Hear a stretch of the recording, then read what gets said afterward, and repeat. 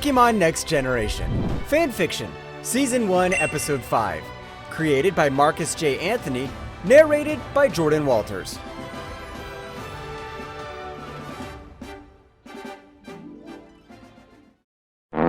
Mark and Rachel woke up gagging from Anthony farting the next morning. It was even that bad their Pokemon jumped out of their Pokeballs and ran out of the tent. Mark properly introduced his new Pidgey, Nimbus, to the other Pokemon. The Pidgey stood guard and challenged the other Pokemon to battle.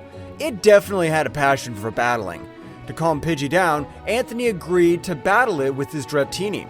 The two had a back and forth match, but it was suddenly interrupted by Rachel, who called them with breakfast prepared. Rachel loved to cook, but Mark and Anthony had to wash up before they continued their hike out to the forest.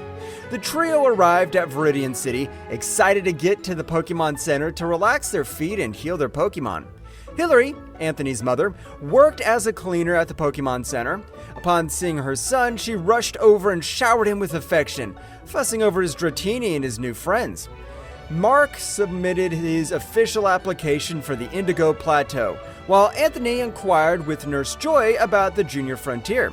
As they discussed, Don George suddenly appeared, introducing himself and guiding them to the Viridian City Junior Frontier Battle Arena, where numerous young aspiring trainers were registering for the tournament.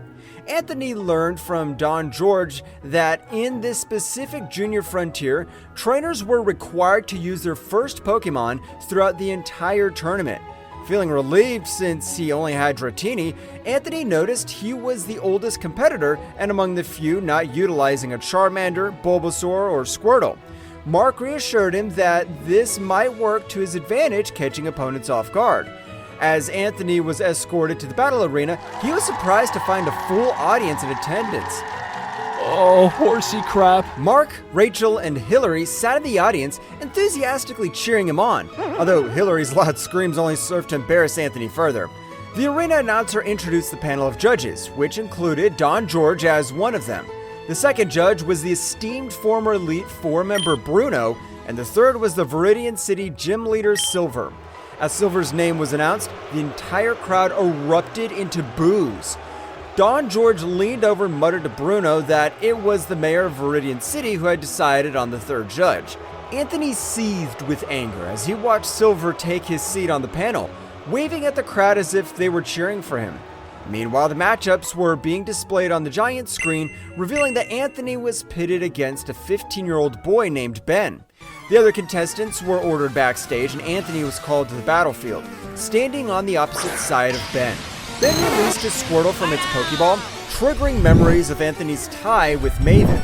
Swiftly responding, Anthony commanded Dratini to use Leer, while Ben opted for Squirtle's Bubble Attack. However, the bubbles dispersed ineffectively, failing to reach Dratini. Seizing the opportunity, Dratini unleashed Twister, swiftly defeating Squirtle with a one-hit KO. With the victory secured, Anthony advanced to the next round, though Hillary's tearful pride was evident among the cheering crowd. Anthony shook Ben's hand, who revealed he just got a Squirtle an hour ago. After the exchange, Anthony made his way to the backstage area, only to catch Silver's gaze fixed upon him as he turned around. Mark and Rachel video called Anthony, who sat backstage waiting for round 2. Dratini had been fed, and the two decided to go for a walk around the building. He noticed Silver suspiciously walking through the hallway with a stern-looking man who was joined by security. Anthony, under his breath, mentioned it was Mayor Cursen, as he watched the two enter a private room while the tournament was on break. Anthony tried to listen, but the hallway was getting crowded for the next round. His name was called, and he was up against a bug catcher named Colton, who called out his Caterpie. He ordered it to use String Shot, which stopped Dratini in its tracks. Caterpie was fast and tackled Dratini hard. Dratini used Leer to keep Caterpie back. The dragon broke out of the web and wrapped its tail around Caterpie and slammed it to the ground. Anthony called for Twister, and it hit Caterpie to receive their second victory. Glancing up at the panel, he noticed Silver had only just returned to his seat and had missed his match. The third match saw the semifinals. Anthony was up against a girl named Susan, who called out her Zubat. Rachel was shaking in the audience, questioning why this girl had a Zubat as her starter. Dirty poison type! Dratini came out full of confidence as the previous wins made it determined. However, Zubat was super fast and hit Dratini with an Absorb. Dratini used Twister, but Zubat dodged and hit Dratini with an Astonish. Anthony was getting frustrated as Twisters kept missing. It then got worse when Zubat hit Dratini with a Supersonic. Dratini was confused and kept hitting itself. Zubat used more Astonishes, and Dratini was taking a lot of damage. Dratini unleashed a powerful howling scream, its ears illuminated in a burst of yellow hues as bolts of lightning erupted from its body, striking Zubat. With this surge of energy, Dratini mastered Thunder Wave, causing Zubat to collapse to the ground, its body enveloped in sparkling bolts. Dratini used 2 powerful Twisters to finish the match.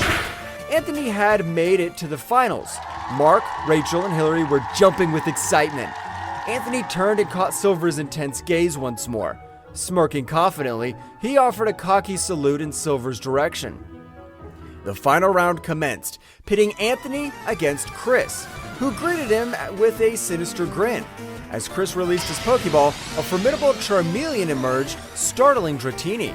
Chris proudly disclosed his recent success in Junior Frontier tournaments, boasting 3 consecutive wins, an achievement that stood as the Kanto Junior Frontier record. Marc couldn't hide his admiration for Chris's Charmeleon, marveling at its evolution within a mere 2 months. With keen interest, he summoned Charlie from her Pokeball, eager for her to observe and gain valuable experience from the intense battle ahead. Charmeleon used a mighty flamethrower, but Dratini dodged. It quickly wrapped its body around Charmeleon, who responded with Fire Fang. Dratini fell back, shaking off the pain. It used Twister and Charmeleon used Dragon Breath. The collision caused a small explosion. Anthony ordered Dratini to use Thunder Wave, but Charmeleon used Smoke Screen, consuming the battlefield in black smog. Blinded by the assault, Dratini struggled to see through the thick black fog enveloping the arena. Yet amidst the darkness, it discerned an ominous orange glow. Before it could react, a scorching blaze of fire struck Dratini, propelling it violently into the arena wall with a resounding crash.